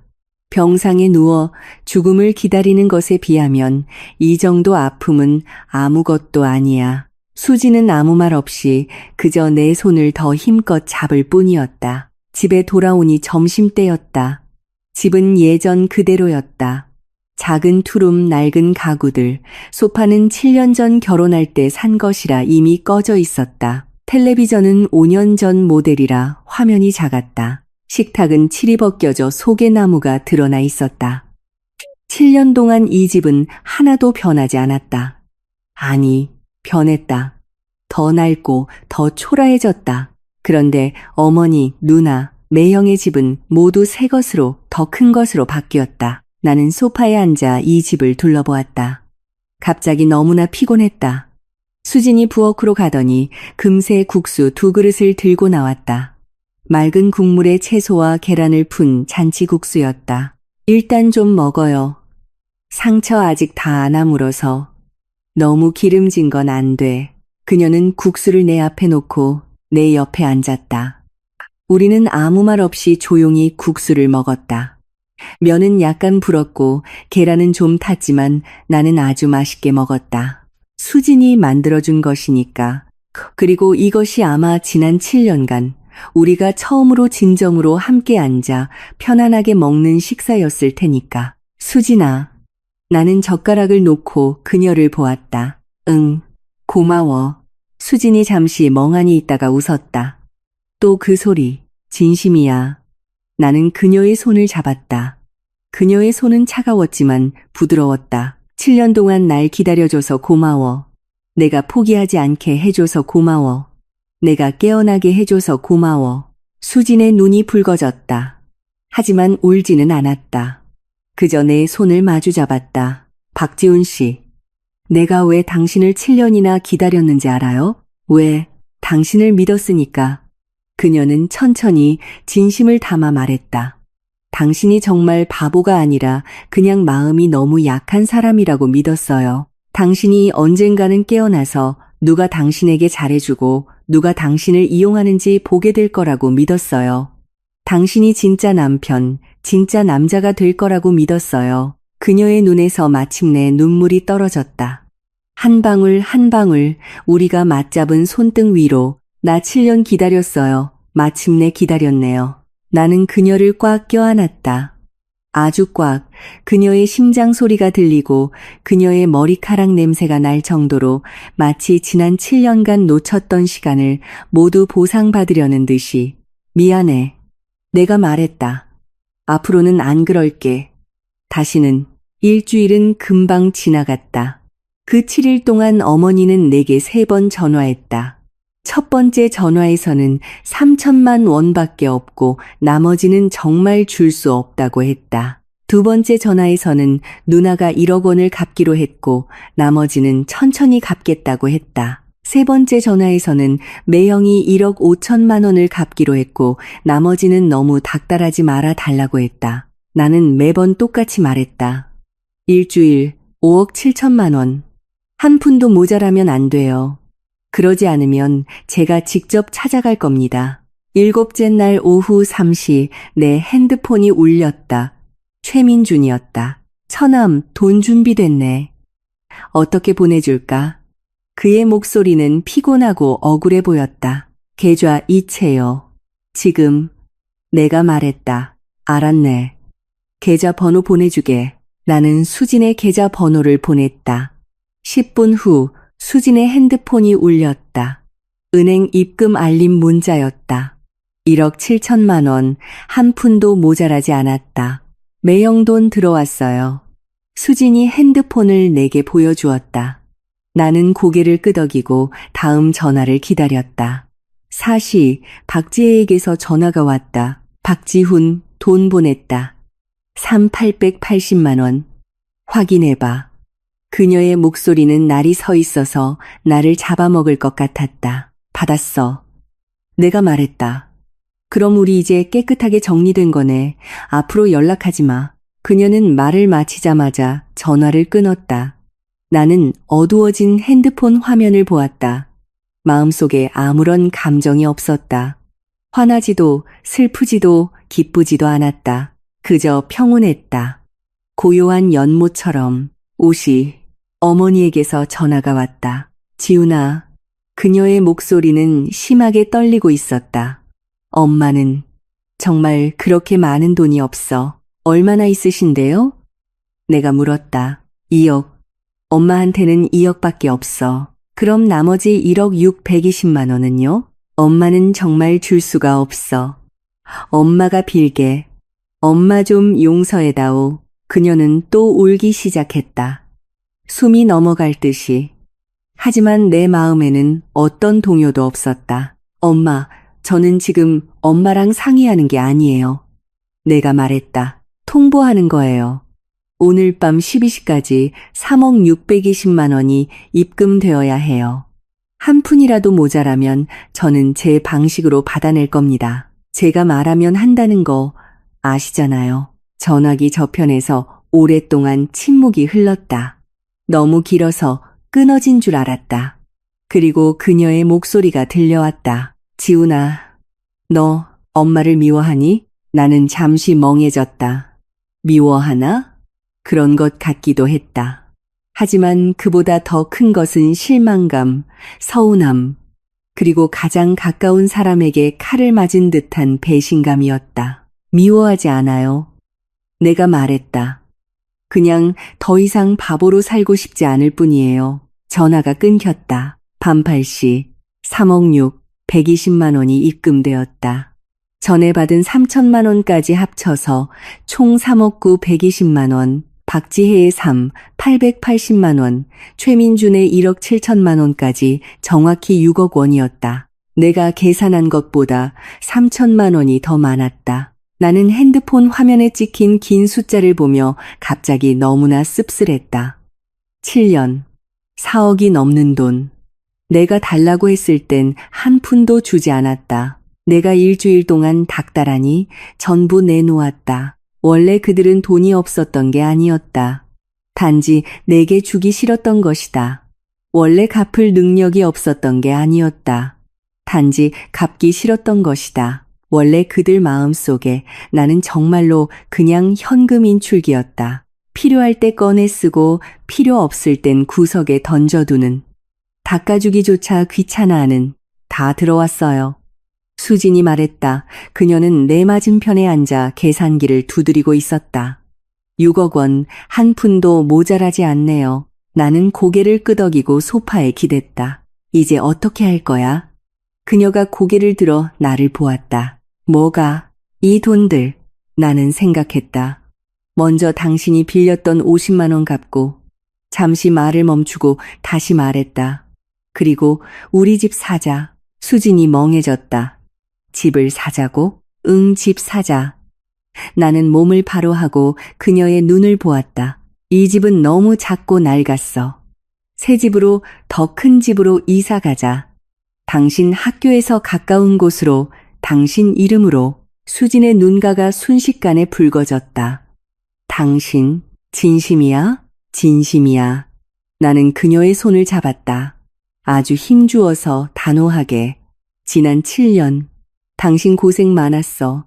앞으로는 안 그럴 거야. 그녀는 고개를 숙였다. 눈물이 떨어졌지만 금세 닦아냈다. 좋아. 그녀가 나지막이 말했다. 우리 집 사자. 다음 날부터 우리는 집을 보러 다녔다. 수진의 학교 근처 신축 아파트는 평당 2천만 원이 넘었다. 30평대 아파트는 총 6억이 넘었다. 우리가 가진 돈으로는 계약금과 중도금 일부를 낼 수 있었다. 나머지는 대출을 받아 내 월급으로 갚아나가야 했다. 7년 만에 내 월급 통장이 처음으로 내 손에 돌아왔다.